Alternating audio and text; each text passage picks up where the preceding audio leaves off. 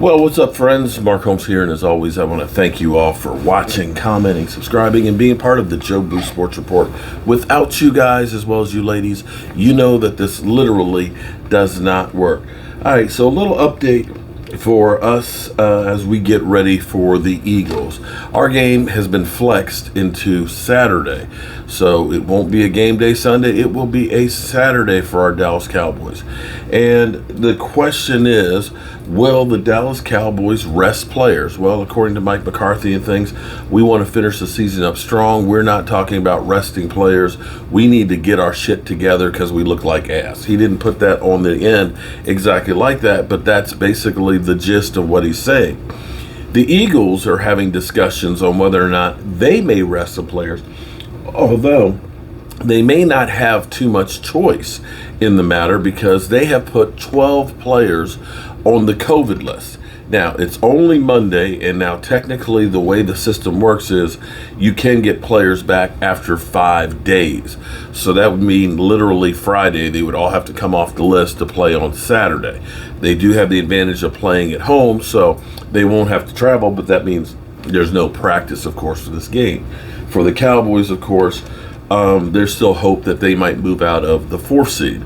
And what we may be looking at is basically the Cardinals or the Rams at AT&T in 2 weeks. That's basically what we're talking about as far as playoffs go. Now, the Cowboys, we did get Tyron Smith back. I can't wait to see how he graded out, but I think Tyron Smith was not the best of the games that we've seen. But the Cowboys may, after losing, of course, Michael Gallup, may be finally getting Blake Jarwin back in the lineup. They said he had a good day of practice on Saturday and that it's possible that he plays this week. And I will say that me and DMV have had conversations about tight end. One of the reasons why he wanted Kyle Pitts is you need a game-changing tight end. You need the security blanket of a great tight end. You look at most of the Super Bowl teams in the last 10 years, all of them have a great tight end. I'm not saying that Dalton Schultz isn't a great tight end, but he's not a game changer.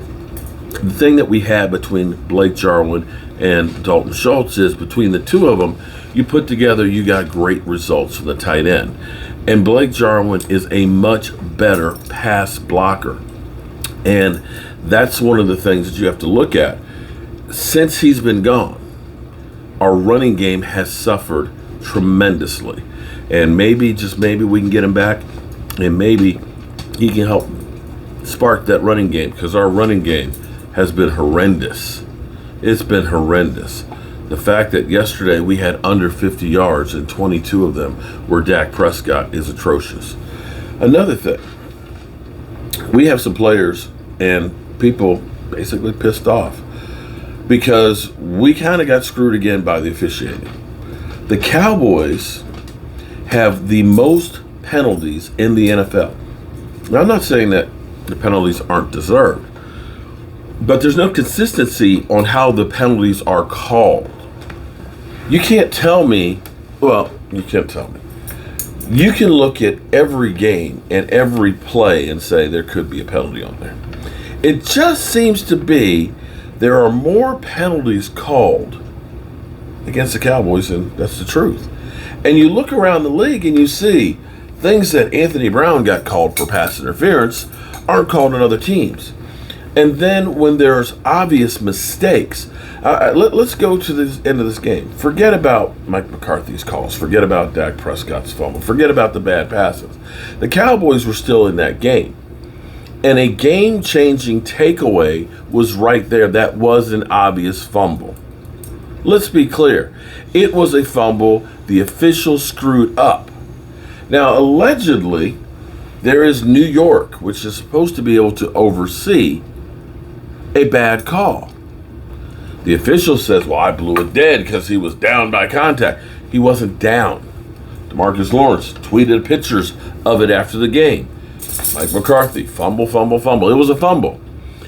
And that's the kind of play that you look at and say, y'all screwed up. And it's understandable because you were behind the guy, and it did probably look like from his position that it was messed up. But this is where instant replay is supposed to come into whack. But even that, beyond that, because the play, I'm sitting here watching this live, the clock went to 0. It was a delay of game that they missed on top of it. So it wasn't one bad call. It was 2 bad calls in that play that directly led to the Dallas Cowboys losing the game. And here's what Ed Werder said. The Cowboys have been assessed the most penalties in the NFL. They have 2 more than the Raiders. There's too much variation in how officiating crews enforce the rules. And it's also likely that teams with reputations are more closely scrutinized and lose benefits of the doubt. Because I'm telling you, we don't get the benefit of the doubt.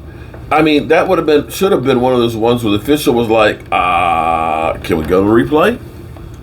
Can the guy upstairs look at the play? Apparently not when it's the Cowboys. Oh, he's down. And that's just like the play, if you remember, the fumble that they ended up getting before it went out of bounds. Oh, it wasn't a catch. That's right. Yeah. He was ruled down, so we can't review it. How many times do the Cowboys have to lose games at the hands of the officials? And especially the Ed Hockley crew, or his son, I forgot, whatever his first name is. That crew that's assessed in 2 games over 22 penalties gets to be ridiculous. And every time the Cowboys would make a play, a good play, be it like Zeke Elliott a run play, up the middle, 21 yards, best run of the day. Oh, there's a penalty. Every time the Cowboys seemed to get some momentum going, there would always be a phantom penalty or a call that you could look at and say, that's kind of ticky-tack. Or penalties that weren't called. It's a mess.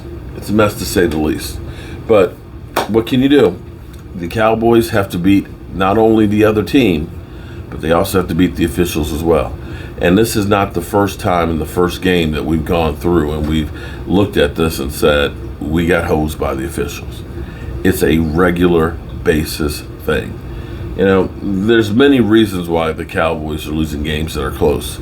You could look at Greg Zuerlein and say maybe the Cowboys are holding on to him too long, much like they did with Greg the Leg. Oh, he's fine and all that, but yet he was missing kicks that were costing us games. We're at that point right now.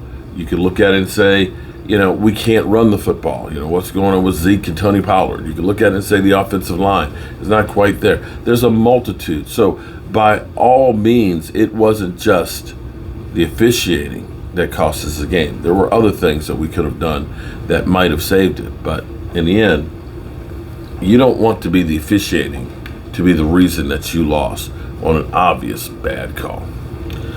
Hope to see you guys here during our live stream. We'll be on in about an hour. And, we'll see you there. Peace.